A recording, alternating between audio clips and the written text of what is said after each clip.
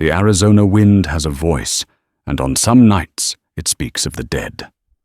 For a lone woman in a cabin miles from anywhere, that voice can sound a lot like a memory or a warning. Tonight it was screaming. It tore at the roof and rattled the bones of the little homestead as if trying to rip it from the stubborn earth. Inside, a single lantern cast a golden halo of defiance against the crushing darkness. This wasn't just a story about a storm or a woman alone. It's about what happens when the door you've barred against the world is rattled by a fist, and the man who falls through the threshold is more dangerous than the tempest you were hiding from. The year was 1878. The blood of the Apache Wars had not yet dried in the Arizona Territory soil, and for Josephine Adler, the silence left by her husband's death 6 months prior was a physical weight. Thomas had been a good man, a strong man who believed in this plot of land at the foot of the Dragoon Mountains. He saw the rich soil where others saw only rock and thorn, and he saw a future where Josephine only saw an endless, aching expanse of solitude. Tonight the solitude was a cornered animal. The storm was a monster, a living thing of wind and rain that hammered at the sturdy log cabin Thomas had built with his own hands.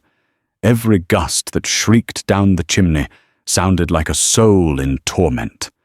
Josephine sat at the small, rough-hewn table, her husband's Colt Peacemaker, lying oiled and ready beside a half-empty cup of chicory coffee.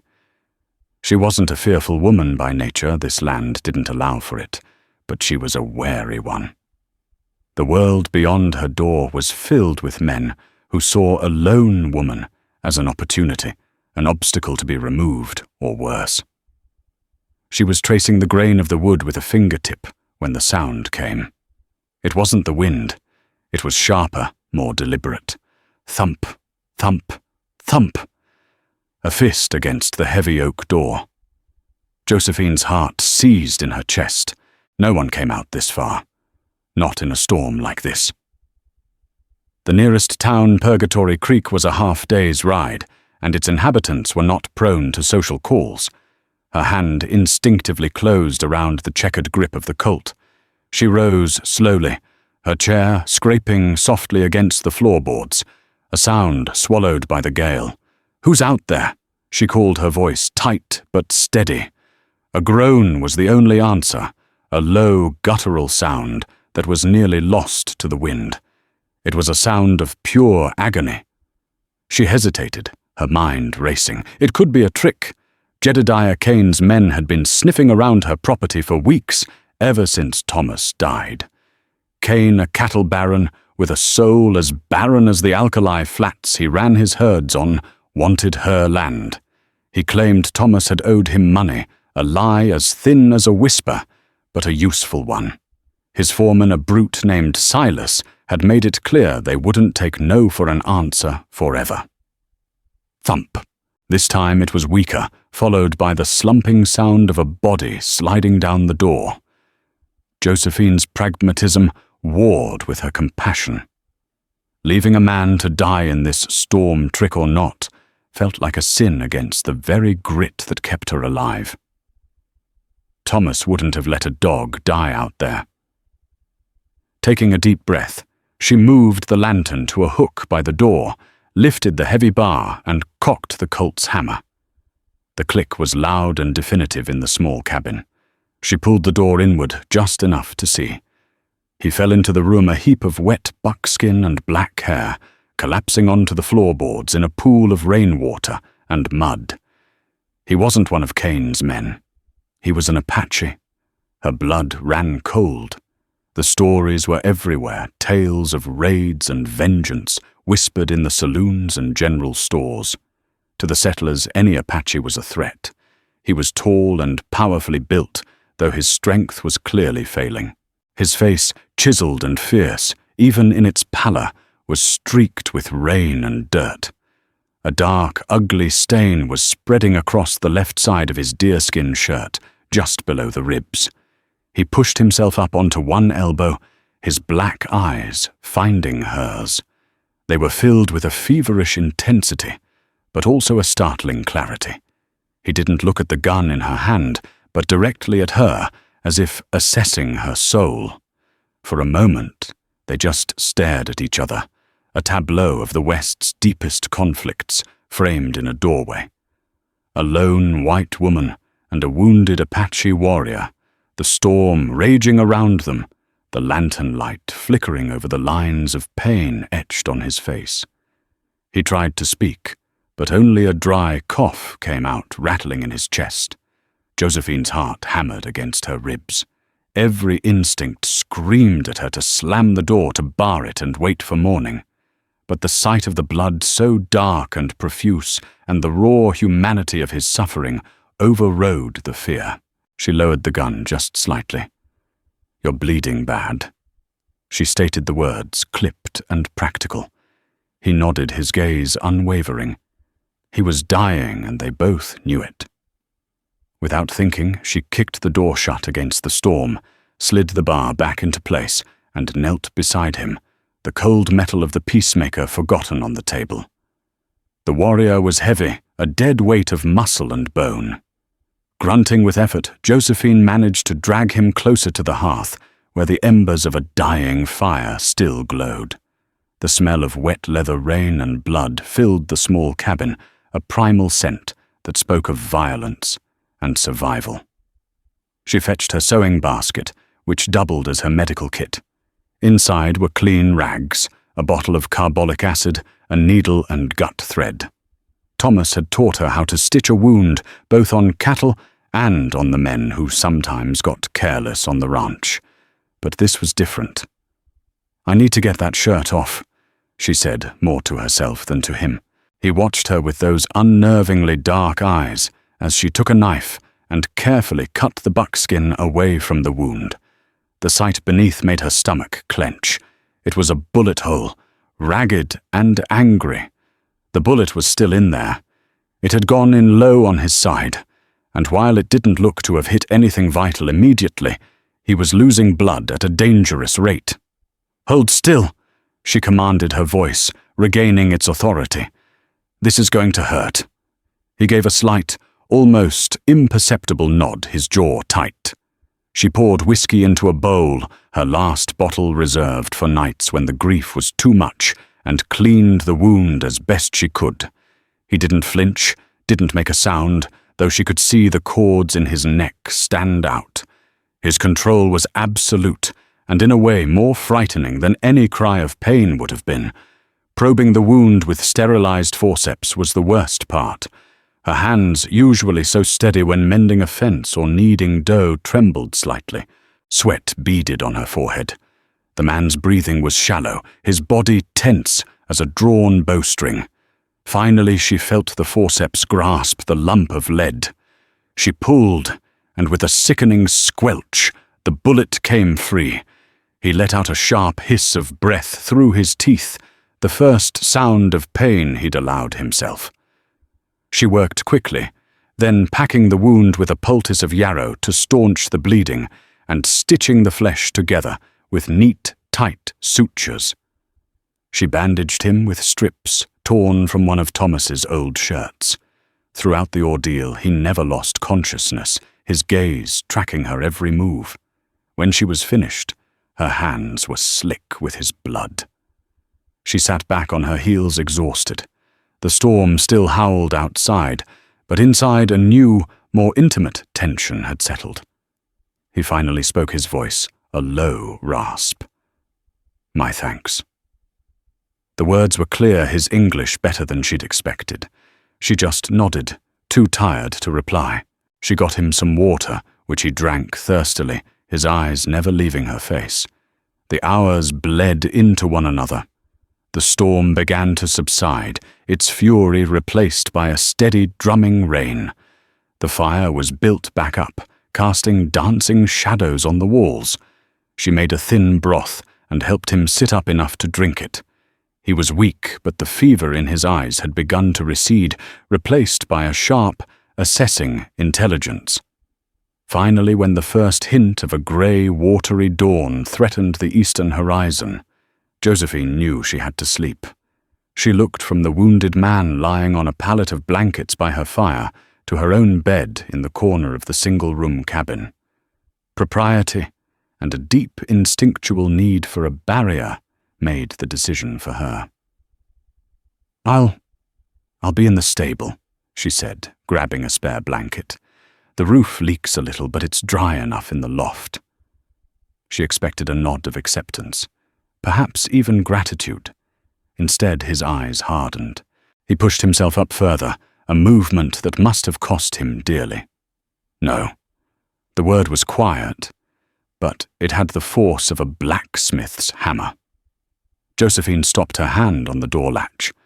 "I beg your pardon." "You will not sleep in the stable," he said, his voice stronger now, laced with an unmistakable command. He gestured with his chin toward her bed, a simple mattress stuffed with straw and feathers. "You will sleep there." A flare of indignation shot through her. Who was this man? A stranger, an Apache she'd just saved from bleeding to death on her floor, to tell her where she would and wouldn't sleep in her own home. "I'm not about to share a room with."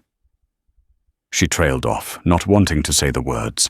A man, a stranger, an Apache. He seemed to understand perfectly. "The coyotes are circling. The storm washed away the scent of your husband's iron and smoke. This cabin now smells of a lone woman and fresh blood. It is a beacon. I have my gun," she said, her chin jutting out. "I can take care of myself." His gaze was flat, unimpressed.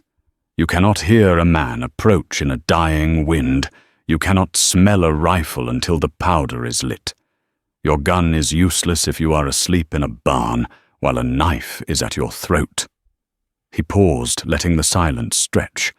His next words were low, deliberate, and absolute. "You'll sleep next to me where I can hear you breathe, or you will not sleep at all." It wasn't a proposition. It wasn't a threat of intimacy. It was an ultimatum born of a warrior's brutal logic. He was offering her protection, but on his terms. He was too weak to move, too injured to stand guard. His ears, his senses were his only weapons. By keeping her close within the circle of his awareness, he could protect them both. The space between his pallet and her bed was the only defensible territory he had. She stood frozen, staring at him. The absurdity of it was staggering. To be safe from the men outside, she had to place her trust in the man inside, a man her world had taught her to fear, above all others. He was offering her a shield, but the shield itself felt like a danger. The wind moaned softly through the chimney. The fire crackled. He watched her, waiting, his expression unreadable. In that moment, Josephine Adler understood that the rules of her old life had been washed away by the storm. Survival had a new, terrifying calculus. Slowly, deliberately, she let go of the door latch. She walked back into the room, her blanket still clutched in her hand. She didn't go to the bed. Instead, she laid the blanket down on the floor on the other side of the hearth from him, but still within the circle of firelight. It was a compromise, a statement. She would not sleep in the stable, but she would not sleep in her bed either. He watched her, and for the first time, a flicker of something respect perhaps softened the hard lines of his face. He gave a single slow nod and lay back down, his eyes closing, finally succumbing to an exhausted sleep. Josephine sat on her makeshift bed, the Colt peacemaker in her lap, and listened to the breathing of the wounded Apache as the sun came up. The daylight that filtered through the cabin's single window was grey and unforgiving, revealing the chaos of the night. Muddy footprints, blood-stained rags, and the faint, coppery smell of the warrior's wound.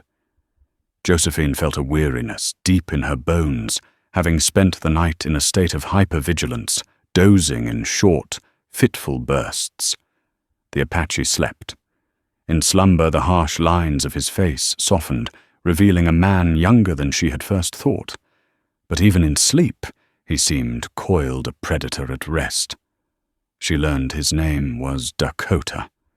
He had offered it to her in the pre-dawn quiet, a simple statement of fact, not friendship. He said he was Chiricahua. She was outside checking on her chickens and her horse Napoleon when she saw them. 3 riders silhouetted against the morning sky, picking their way carefully through the muddy landscape. Her heart dropped into her stomach. It was Jedediah Kane, flanked by his foreman, Silas, and another of his hired guns. She ran back inside her mind, racing. "Riders!" she hissed, bolting the door. Dakota was awake instantly. The transformation was startling. One moment he was sleeping, the next he was alert, his eyes sharp and clear, all traces of weakness gone. He pushed himself into a sitting position, ignoring the stab of pain it must have caused. "How many?" he asked, his voice low. "3.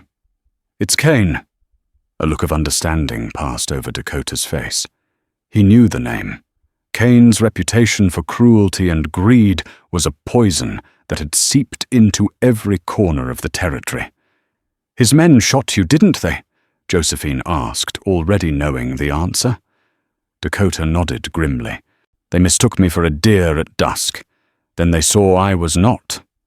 They are poor trackers." "They're not here for you," Josephine said, her voice grim. "They're here for me." She grabbed the Colt from the table, her knuckles white. "He will want to come inside," Dakota said, his eyes scanning the small cabin, assessing its weaknesses. "He will smell the blood, the whiskey. I cleaned it up as best I could," she whispered, a knot of panic tightening in her throat. "You cannot clean a smell from the air so quickly," he countered. He looked at his discarded blood-soaked shirt, then at the pallet he lay on. "Hide these. Under the floorboards. Quickly." Josephine pried up a loose floorboard beneath her bed, where she kept a few valuables, shoving the bloody evidence inside. "My wound," he said, indicating the fresh white bandage. "What about it? Cover it. With mud? It must look old. Like a poultice for a fever." She understood immediately. She scooped a handful of cool ash and dirt from the edge of the hearth, mixed it with a little water to make a paste, and smeared it over the clean bandage, dirtying it to look like a crude, days-old remedy. A sharp rap on the door echoed through the cabin. "Mrs. Adler, you in there, just checking on you after that blow?" It was Kane's voice, thick with false concern. Josephine took a deep, shaky breath, schooling her features into a mask of weary annoyance. She glanced at Dakota. He had slumped back onto the pallet, his eyes half closed, his breathing shallow. He looked like a man consumed by sickness, not a warrior recovering from a gunshot wound. She opened the door a crack. Jedediah Kane was a large man, his bulk spilling over his saddle. His face was florid, with small, intelligent eyes that missed nothing. His foreman, Silas, a man with a perpetually cruel sneer, sat beside him. "Mr. Kane," Josephine said, her voice cool. "As you can see, the storm didn't carry me away. Just being neighborly, ma'am." Kane boomed, swinging down from his horse. He strode toward the door, his boots squelching in the mud. "Mind if I come in for a moment? A man could use a cup of coffee to wash the chill from his bones." He didn't wait for an answer, pushing his way past her into the cabin. His eyes immediately swept the room, taking in every detail. They lingered on the pallet by the fire. "Who's this?" he asked, his voice losing its friendly tone. "A sick traveler," Josephine said, her heart pounding. "He stumbled in last night, half dead from lung fever. I couldn't turn him out in the storm." Kane walked closer, his shadow falling over Dakota. Silas followed his hand, resting on the butt of his pistol. Kane stared down at the Apache, his lip curling in disgust. "An Indian?" "A sick man," Josephine corrected, stepping between them. Kane ignored her. He nudged Dakota with the toe of his boot. "Hey you, what's your name?" Dakota coughed weakly, a dry, rasping sound. He didn't open his eyes. Silas snickered. "Looks like he's about to cash in his chips, boss. Stinks of sickness in here." Kane's eyes narrowed, scanning the room again.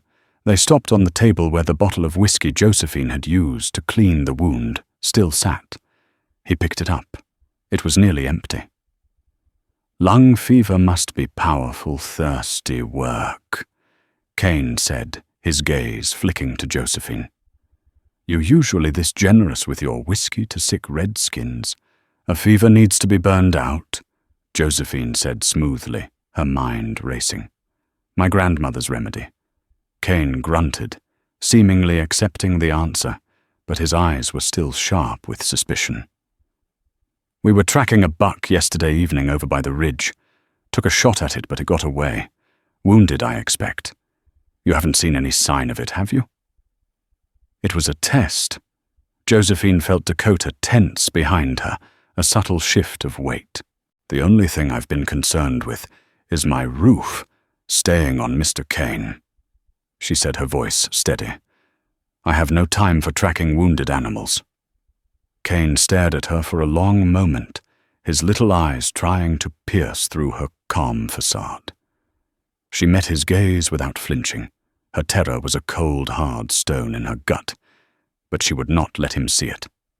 This was her home. She would not be intimidated here. Finally, he seemed to make a decision. "Well, you let us know if your guest gets any worse. Wouldn't want any trouble out here." The threat was veiled but clear. He turned and strode out of the cabin, Silas following close behind. Josephine watched them mount their horses and ride away, not allowing herself to relax until they were small figures in the distance. Only then did she shut the door, her knees feeling weak. She leaned against it, her eyes closed. "They know," she whispered. "He didn't believe me." "No." Dakota's voice came from behind her, stronger, now cutting through her fear. "He does not know, but he suspects. A vulture does not need to see death to begin circling. It only needs the smell of it." He was sitting up again, wiping the mud paste from his bandage. His eyes were hard as obsidian. "He will be back." Josephine knew he was right. This wasn't over. It was just the beginning. She had lied to Jedediah Kane, placing herself squarely between him and the wounded Apache. She had chosen a side.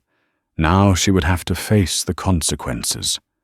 The days that followed were a quiet war of nerves. The sky was a vast indifferent blue, and the land dried under the relentless Arizona sun, but the peace was a thin veneer over a simmering threat. Every shadow seemed to hold a spy. Every gust of wind sounded like hoofbeats. Inside the cabin, an uneasy truce evolved into a strange sort of domesticity. Dakota was a patient invalid, but his patience was that of a predator waiting for its strength to return. He spoke little, but when he did, his words were measured and purposeful. He watched Josephine as she went about her chores, mending, cooking, feeding the chickens with an unnerving intensity, as if memorizing her movements. The silence between them was not empty. It was filled with unspoken questions and the shared knowledge of their precarious situation. One evening, as Josephine was cleaning Thomas's rifle, a ritual that brought her a small measure of comfort, Dakota spoke from his palate. "Your hands know that weapon," he observed. "My husband taught me," she replied, not looking up. "He said a woman alone in this territory needed to be more dangerous than she looked. He was a wise man." A lump formed in her throat. He was a good man. She paused, the memory of Thomas sharp and painful. "Kane's men are the reason he's dead." Dakota's gaze sharpened. They shot him. No, nothing so direct. She set the rifle down her hands, needing to be still. They ran off our horses last spring. All of them. Thomas rode for 2 days straight, tracking them without water. He found them, but he'd pushed himself too hard. He caught a fever on the ride back. It got in his lungs. He was never strong again after that. Her voice cracked. He just faded. Cain wanted our land, and he knew how to break the man who worked it. She didn't know why she was telling him this. It was a private grief, a wound she'd never shown to anyone. But in the quiet of the cabin, with this dangerous stranger who was her only ally, the story spilled out. Dakota was silent for a long time. The fire crackled, spitting embers onto the hearth. When he finally spoke, his voice was low. I also know the work of men like Cain. He shifted, turning his shoulder to the firelight. A web of old scars, pale and puckered against his skin, covered his back and shoulder. They were not the clean lines of a ceremonial scarification. They were the chaotic marks of violence. My village was on the San Carlos reservation. He said, his voice flat, devoid of emotion, as if reciting a history that belonged to someone else. They called it Hell's 40 Acres. The agent, a man named Clum, sold our rations and gave us rotten meat. My father spoke against him. He was a proud man. Too proud. He traced a long, thin scar on his forearm. Soldiers came. They said my father was inciting a riot. They took him and my mother and my little sister. I was hunting. When I returned, the village was burning. The soldiers said they had been resisted. I found my family later. They had been tied to a wagon wheel. He stopped his jaw working silently. He didn't need to say more. Josephine felt a chill that had nothing to do with the night air. The brutal casualness of the story was horrifying. She looked at him at the scars she could see and the countless others she could not, and for the first time she did not see an Apache warrior, a fearsome other. She saw a man who had lost everything, just as she had. Their grief came from different worlds, but it spoke the same language. "I am sorry," she whispered the words, feeling pitifully inadequate. He looked at her, and his eyes were not hard or fierce. They were filled with an ancient, bottomless sorrow. Sorrow is a poor shield. It must be forged into something else, anger or patience. From that night on, something shifted between them. He began to teach her, not with words, but with actions. He showed her how to read the land, to see the subtle signs she had always missed. A bent twig meant a deer had passed. A disturbed pattern of stones meant a man on horseback. He taught her to listen, not just with her ears, but with her whole body, to feel the vibrations in the earth, to notice the sudden silence of the birds that signaled a predator's approach. He taught her about the plants around the cabin. The one she called weed was yucca, whose roots made soap. The leaves of another could be crushed to treat a burn. He was teaching her how to survive, not just against Cain, but against the land itself. In turn, she tended to his wound, changing the dressing and making him nourishing broths. She read to him sometimes in the evenings, from the only book she owned, a worn copy of the Bible. Her voice, a soft murmur against the vast silence of the night. He would listen without comment, his expression unreadable. They were two solitary people, a white woman and an Apache man, trapped in a cabin at the edge of the world. They were surrounded by enemies, haunted by ghosts and armed with nothing but their shared grief and a desperate unspoken pact to see the sun rise one more day. The scars they carried, both visible and hidden, were no longer barriers, but the common ground on which their fragile alliance was being built. Dakota's strength returned with the steady resilience of a desert plant. Soon he was able to walk first, limping around the cabin, then venturing outside his movements, fluid and silent. He was a part of the landscape, his buckskin blending with the muted colors of the rock and dust. He began to hunt, leaving at dawn, and returning with a rabbit or a quail, a silent offering he would leave on the cabin steps. The unspoken routine they had fallen into, of shared meals and guarded conversations, was comfortable, but Josephine knew it was temporary. Cain's shadow still loomed. His riders were seen more frequently, always at a distance watching. Waiting. "He wants the land," Josephine said one afternoon, watching 2 riders on a distant ridge. "But I don't understand why he wants this piece so badly. The grazing is poor. The soil is rocky." Dakota followed her gaze. White men often want things for reasons that make no sense. They want to own the sunset. "It's more than that," she insisted. "Thomas always said this land had a secret. He was always digging, prospecting up in the canyon behind the cabin. He never told me what he was looking for."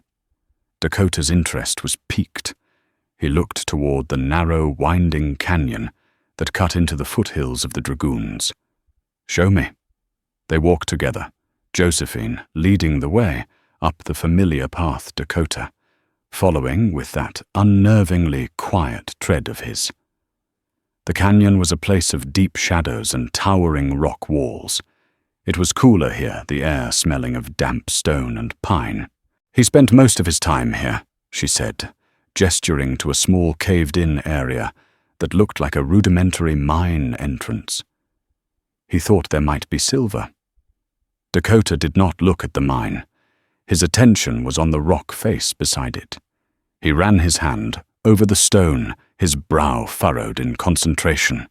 He walked along the base of the canyon wall, stopping every few feet to listen, to touch the rock, to observe the pattern of the vegetation.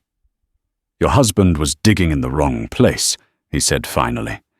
He pointed to a thick patch of cattails and willows growing in a place they had no right to be far from any visible creek bed.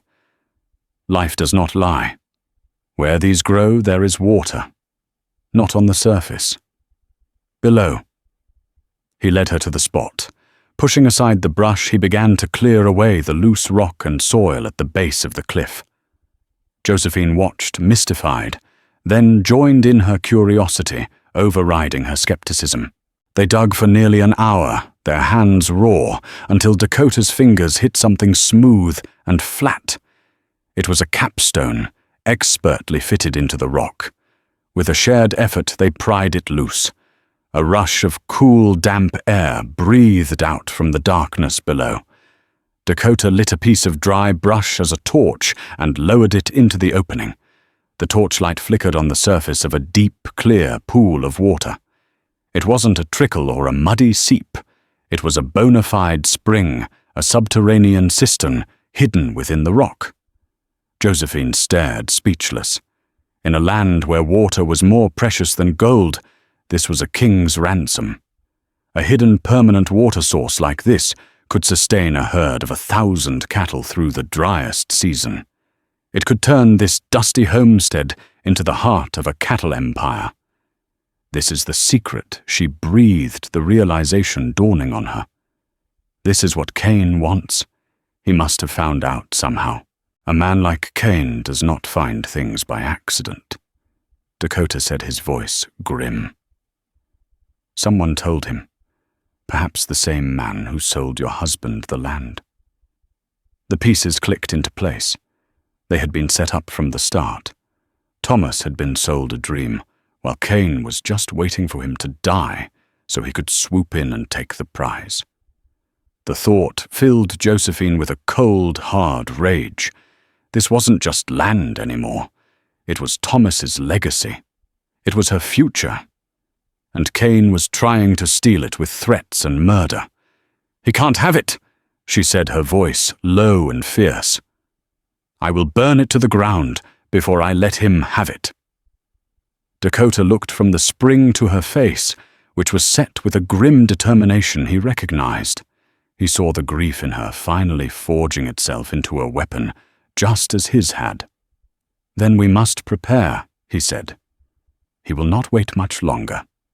Now that he knows you are not alone, he will not try to scare you away. He will come to wipe the slate clean." They spent the next 2 days fortifying the homestead. It was a grim partnership. Dakota, with his warrior's knowledge of strategy and terrain, directed their efforts. He showed her how to build a low rock wall at the edge of the yard, just high enough to provide cover. They reinforced the cabin door and window shutters. He found vantage points on the rocks above the cabin places, where a single rifleman could hold off several attackers. Josephine worked tirelessly, her sorrow replaced by a burning, focused anger. She was no longer just defending her home. She was defending the one thing Thomas had left her, the secret they had just unearthed together. As they worked, a new level of understanding passed between them. They were no longer just a woman and an Apache. They were partners in a desperate war, their survival inextricably linked. The world had tried to break them, both leaving them isolated and scarred. But here, in this small pocket of the unforgiving West, they had found in each other an unexpected and powerful ally. They didn't know if they could win, but they were no longer alone. And for the first time in a long time, that felt like hope. The flour sack was almost empty, and the coffee was gone. It was a simple domestic problem, but in their situation, it was a crisis. Fortifications and resolve couldn't fill an empty stomach. They needed supplies, and the only place to get them was Purgatory Creek. "I have to go," Josephine announced, her voice tight with reluctance. "We're out of everything." Dakota stood by the window, watching the horizon. "It is a trap. It's a general store, Dakota. Kane owns that town," he stated, his voice flat. "The store owner, the blacksmith, the sheriff. They are all his men, whether they wear his brand or not. He will know you are there within 5 minutes. I'll be quick. In and out. What other choice do we have?" She argued, her practicality battling his caution. He turned to face her, his expression grim. "The choice is to be hungry. Hunger is better than a bullet." But Josephine was stubborn. She couldn't stand the thought of being starved out of her own home. "I'm not going to let him win without a fight. Napoleon is fast. I'll ride in at midday when the town is busy. I can do this." Dakota saw the resolve in her eyes and knew he couldn't stop her. He gave a slow, reluctant nod. "Ride with the sun at your back. Stay off the main road as long as you can, and trust no one, especially the man with the badge." The ride to Purgatory Creek was tense. Every rock and cactus seemed to hide a threat. Josephine kept Napoleon to a steady canter, her senses on high alert, just as Dakota had taught her. The silence of the birds, the unnatural stillness, she noticed it all now. The town was a single, dusty street, lined with tired-looking wooden buildings. As she rode in, she felt eyes on her from the saloon porch, from the dark maw of the blacksmith's shop. The whispers followed her like flies. She was the widow Adler, the woman who lived alone. The woman who, rumor had it, was harboring an Apache.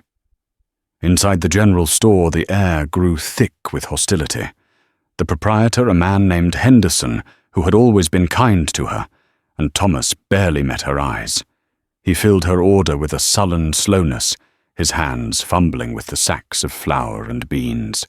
As she was paying, the door swung open, and Sheriff Brody filled the frame. He was a tall, stooped man with a drooping mustache and pale, watery eyes that seemed to see everything and understand nothing. "Well now, Josephine," he said, his voice a folksy drawl. "Good to see you. Haven't seen you in town since Thomas passed. My condolences again." "Sheriff," she nodded, her hand hovering near the purse where she kept a small derringer. "Heard some talk you might have some trouble out your way," Brody continued, hooking his thumbs in his belt. Jedediah Kane mentioned he was worried about you, all alone out there. I'm managing just fine, Sheriff, she said. Her voice clipped. Is that so? His eyes drifted past her out the window, as if looking at something far away. Because I also hear tell you've taken in a guest. A sick man, Kane said. An Apache. The store went silent. Henderson froze his hand halfway to a tin of peaches. Josephine's blood ran cold. I offered shelter to a man caught in the storm. It was the Christian thing to do. Of course, Brody said, his tone placating, but his eyes hard. But folks are jumpy, Josephine. With all the trouble that's been seeing an Apache so close to town, it makes people nervous. For your own safety, it might be best if my deputy and I rode out and escorted him back to the reservation. It was a trap, plain and simple. If she agreed, they would come to her cabin, see Dakota's recovering wound, and have all the proof they needed that she was helping a fugitive warrior, not a sick traveler. They would kill him and seize her land. That won't be necessary, Sheriff, she said, her voice like ice. He's already gone. He left 2 days ago once his fever broke. The lie felt heavy and clumsy in her mouth. She prayed it was convincing. Sheriff Brody stroked his mustache. His eyes narrowed. Is that a fact funny? One of Kane's boys swore he saw smoke from your chimney just this morning. I like a fire in the morning, she snapped back. It gets cold. She paid. Henderson grabbed her sacks and walked out of the store, feeling the sheriff's gaze burning into her back. She loaded the supplies onto Napoleon as quickly as she could, her hands shaking. She had to get out. As she swung into the saddle, she saw Silas Kane's foreman emerge from the saloon and give a slight, almost imperceptible nod to Sheriff Brody. The betrayal was complete. The law in Purgatory Creek was nothing more than Jedediah Kane's private army. She spurred Napoleon into a gallop, not caring about the road or the path, just needing to put distance between herself and the corrupted town. She didn't look back, but she could feel them. She knew they would be coming. Her trip for flour and coffee had just signed a death warrant. Theirs or hers. When she finally reached the homestead, sliding from Napoleon's lathered back, Dakota was there waiting. He took one look at her pale, grim face and the desperate way she had ridden, and he knew. How long do we have? He asked. Not long, she panted, pulling the rifle from its scabbard. I saw Silas signal the sheriff. They know I was lying. They're coming. Dakota nodded his face, a mask of grim resolve. He looked up at the rocks he had designated as a sniper's perch, then back at the small, sturdy cabin. The sun was beginning to dip toward the horizon, painting the sky in bloody streaks of orange and red. Then let them come, he said. They will find we are not hungry, and we are not afraid. The sunset bled across the sky, and with the fading light came the riders. There were 7 of them, dark shapes moving against the twilight. They didn't ride in boldly. They fanned out, using the terrain for cover their approach, cautious and professional. This wasn't a posse of angry townsfolk. This was a squad of hired killers. Kane was not taking any chances. 4 will come from the front to draw our fire, Dakota said, his voice a low whisper from his position, nestled among the rocks above the cabin. He had Thomas's rifle. 3 will circle around through the canyon to come at the cabin from behind. They think the woman will be inside, panicking. I'm not panicking, Josephine said, her voice tight but steady. She was crouched behind the low rock wall they had built, the Colt Peacemaker, heavy in her hands. Her shotgun loaded with buckshot lay beside her. I know, Dakota said, and the simple affirmation settled her nerves. When the shooting starts, do not fire at the 4 in front. Wait for the 3 at your back. They will think you are a sheep. Show them the wolf. The minutes stretched into an eternity. The only sounds were the chirping of crickets and the frantic beating of Josephine's own heart. The air grew cool and heavy with anticipation. Then the first shot rang out. A bullet splintered the wood of the cabin's doorframe. It was followed by a volley from the 4 men who had taken up positions behind the rocks and scrub in front of the homestead. They were shooting at the cabin, expecting return fire from the windows. Josephine flattened herself against the ground, her knuckles white on the grip of the Colt. She didn't move, didn't make a sound. She listened as Dakota had taught her. She listened for the sounds that weren't there, the silence behind her. From his perch, Dakota was patient. He watched the 4 men below, watched Silas directing them. They were confident, careless, believing their ruse was working. He waited for the sun to be fully gone for the moment, between light and dark, when the eye is most easily deceived. He raised the rifle, took a breath, and squeezed the trigger. The report was a sharp crack that echoed through the hills. One of the riders below crumpled a cry of surprise, cut short. Before the others could react, Dakota worked the lever action, chambering another round. Crack! A second man fell, clutching his leg and screaming. Silas roared a curse, firing wildly up at Dakota's position. "He's up in the rocks. Get him!" The remaining 2 men laid down a hail of suppressing fire bullets, ricocheting off the boulders around Dakota's nest. It was the diversion he had wanted. At that moment, Josephine heard it. The soft crunch of a boot on gravel just behind the cabin. They were here. The 3 men were creeping up rifles at the ready, their attention focused on the firefight on the other side of the yard. They thought she was trapped, terrified.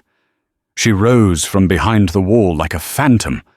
The first man, not 10 feet from her, saw her at the last second. His eyes widened in shock.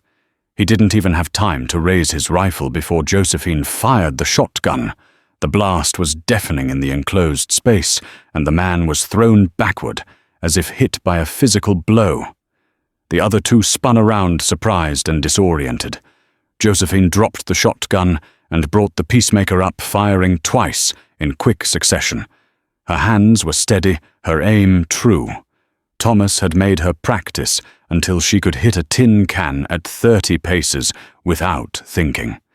These men were much larger than tin cans. The second man grunted and fell. The third got off a single wild shot that whizzed past her head before he too collapsed, clutching his chest. It was over in less than 10 seconds. 3 men dead or dying in her yard. The sudden brutal violence of it made her stomach churn, but there was no time for sickness or fear. The shooting from the front of the house stopped. Silas and his 1 remaining man had heard the shotgun blast and the pistol shots. They knew their flanking maneuver had failed catastrophically. What in the hell was that? The remaining gunman yelled, his voice laced with panic. "It's the woman," Silas roared in disbelief and rage. "The witch is armed." There was a moment of frantic, cursed debate, and then the sound of 2 horses scrambling away in a panicked retreat. They were abandoning the fight. Silence descended thick and heavy, broken only by the groans of the wounded man Dakota had shot in the leg. The smell of gunpowder was sharp in the air. Josephine stood over the men she had shot, her pistol still smoking. Her hands were shaking now, a violent, uncontrollable tremor. She had just taken 3 lives. The reality of it was a physical shock, cold and horrifying.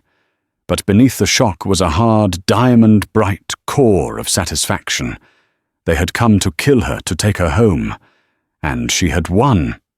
Dakota scrambled down from the rocks, moving quickly, his rifle at the ready. He saw the bodies in the yard, and then he looked at Josephine. Her face was pale in the moonlight, her eyes wide, with a mixture of horror and fierce triumph. He walked over to her, his gaze taking in her trembling hands, the set of her jaw. He reached out not to touch her, but to gently take the warm pistol from her unresisting fingers. He uncocked the hammer and holstered it for her. He said nothing. He didn't need to. In the quiet aftermath of the battle, a profound and unspoken truth passed between them. She was not a widow to be protected. She was a survivor, a warrior in her own right, and in the bloody devil's arithmetic of the West, they were now finally equals. The dawn revealed their victory was only a reprieve. The bodies in the yard were a promise of Cain's vengeance. He would return not with a squad, but with an army and burn them from the earth. "We can't stay," Josephine stated, the cold reality settling in her bones. No Dakota agreed, his gaze fixed on the narrow canyon behind the cabin. "We will not fight in the open. We will not run. We will make the canyon his tomb." The plan was desperate, a final gamble. They abandoned the homestead, taking only ammunition, water, and their horses deep into the winding stone passage. From a hidden ledge high above the canyon floor, they watched and waited. By midday, Cain arrived. He brought a dozen riders, their faces grim. Seeing his dead men and the empty cabin, Cain's rage consumed his caution. He roared an order, and a torch was thrown. Josephine watched in silence, as her home, her past, was engulfed in a funeral pyre of black smoke. Seeing the tracks leading into the canyon, Cain and his men plunged in after them, blind with arrogance, seeking a cornered prey. As the last rider entered the narrow passage, Dakota cut a rope, and a cascade of rock and timber thundered down, sealing the canyon mouth. They were trapped. From their protected perch, Josephine and Dakota unleashed hell. Dakota's rifle cracked with lethal precision. Josephine's shotgun sent buckshot tearing through the panicked cluster of men and horses below. The high canyon walls turned 2 guns into 20, the echoes creating a maelstrom of deadly unseen fire. It was a slaughter. Men screamed and fell, their wild shots ricocheting harmlessly off the stone. In minutes, only Jedediah Cain was left, crouched behind a dead horse, his private army destroyed around him. He rose his face, a mask of disbelief and fury, screaming Josephine's name into the echoing canyon. "Woman, face me." Josephine's voice answered from the heights, cold and clear. "You wanted my land, Cain. Come and get it." He charged forward blindly, firing his pistol at the empty rocks. A single crack from Dakota's rifle answered. Cain stumbled, a look of surprise on his face, and then collapsed into the dust. The beast was silenced. A profound quiet descended. They climbed down into the canyon, the air thick with the smell of gunpowder and death. There was no triumph in the sight, only the grim cost of survival. They walked out of that stone tomb, past the smoldering ruins of the cabin, and stood looking at the scarred land. "What will you do now?" Dakota asked quietly.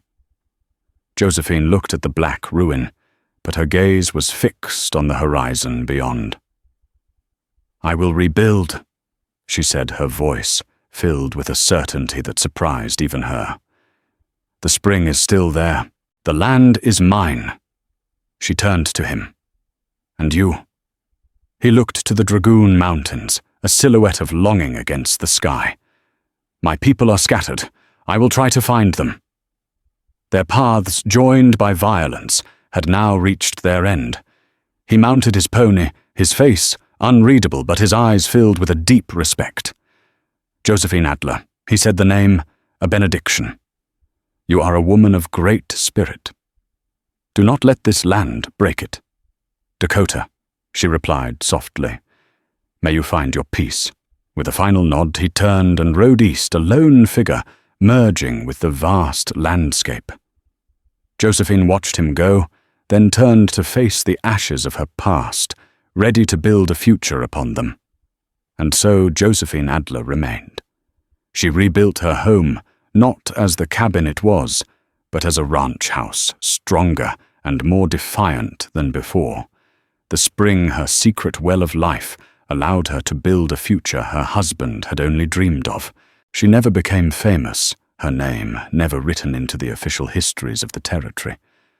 but her story, like so many others, became a part of the land itself.